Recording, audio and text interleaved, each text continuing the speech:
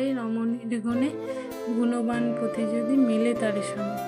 আর একটা কথা, সংসার হলো দু চাকা গাড়ির মতো, একটা চাকা যদি খারাপ হয়ে যায় না, আর গাড়িটা চলে না। সংসারটাও তেমন, আমরা স্বামী স্ত্রী দুটো চাকা একটা গাড়িকে টেনে নেওয়ার জন্য, তাই না?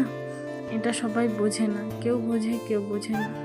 শোনো, শুধু রমণী ভালো হলে হবে না, পুরুষকেও ভালো হতে হবে, স্বামীকেও ভালো হতে হবে, তবে না একটা সংসার সুখের হবে।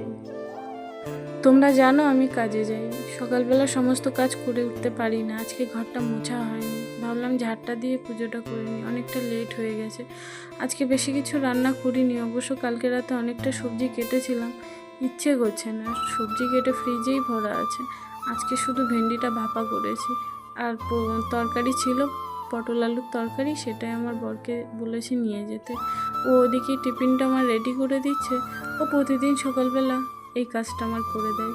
ও যেদিন যেদিন বাড়ি থাকে না, সেদিন আমার খুব কষ্ট হয়ে যায়, আমার টেনশান হয়ে যায় যে আমি সমস্ত কাজ গুছিয়ে নিজের টিফিন গুছিয়ে নিয়ে যেতে পারবো তো। এইটুকুনি রিলিফ পাই ওর কাছ থেকে সকালবেলাটা, যে আমার টিফিনটা গুছিয়ে দেবে, এইটুকু ভরসা আমার থাকে। তবে উঠতে চায় না, জানো তো, ওরও খুব কষ্ট হয়ে যায়, ইচ্ছে করে না যে ওকে ডাকি, কিন্তু না ডেকে তো উপায়ও হয় না, না ট্রেন ধরার তাড়া থাকে, তো সমস্ত কাজ করে উঠতে পারি না।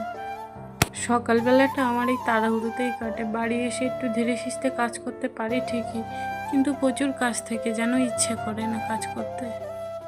জানো তো, খুব মনে হয় যে আর একজন কেউ থাকতো আমার বাকি কাজগুলো গুছিয়ে রাখার জন্য।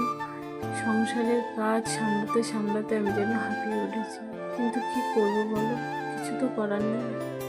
সকালবেলা পুজোটা করতে পারলে যেন অনেকটা শান্তি পাই। জানো তো, এই কাঁসার বাসনগুলো আমায় খুব বিরক্ত করে, প্রায় দিন আমাকে এত মাজতে হয়। তোমরা ভাববে হয়তো আমি খুব নোংরা রাখি, কিন্তু না, জানো তো, প্রায় মাজি, কিন্তু এরকম কালো হয়ে যায়, খুব কষ্ট হয়ে যায় যেন এই বাসন কটা মাজতে, আমার হাত ব্যথা হয়ে যায়।